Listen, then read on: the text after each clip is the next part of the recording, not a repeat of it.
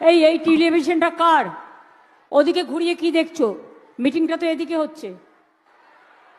গদি মিডিয়া। মুখ্যমন্ত্রীর আত্মবিশ্বাস কতটা কমে গেছে, তার মিটিংয়ে লোক হচ্ছে না। একটা নিউজ চ্যানেলের ক্যামেরা পেছনের দিকে লোকের মধ্যে ঘুরিয়ে দেখাচ্ছে, তারা তুলতে চাইছিল যে লোক কেমন সেটা দেখাতে, কিন্তু মমতা ব্যানার্জির তাতে চরম আপত্তি, তাকে গদি মিডিয়া বলে উল্লেখ করলেন। শুধু তাই নয়, তাকে কদর্য ভাষায় আক্রমণ করলেন যে বিজেপির কাছ থেকে টাকা খেয়েছে, মোটা ভাইয়ের কাছ থেকে টাকা খেয়েছে। এরকমভাবে কদর্য ভাষায় একটা মুখ্যমন্ত্রী জনসভায় আক্রমণ করলেন। আমরা ইতিমধ্যেই বিভিন্ন জায়গার চিত্রগুলো দেখেছি, বিভিন্ন জনসভার।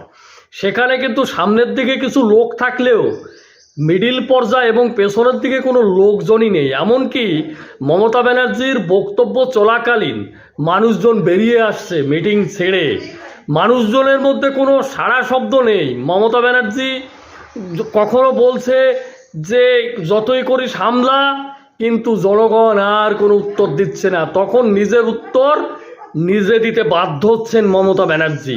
তাই মমতা ব্যানার্জির এই যে আত্মবিশ্বাস, এবার 2026 তৃণমূল ফিনিশ, এটা বোঝা যাচ্ছে মমতা ব্যানার্জির আত্মবিশ্বাস দেখে।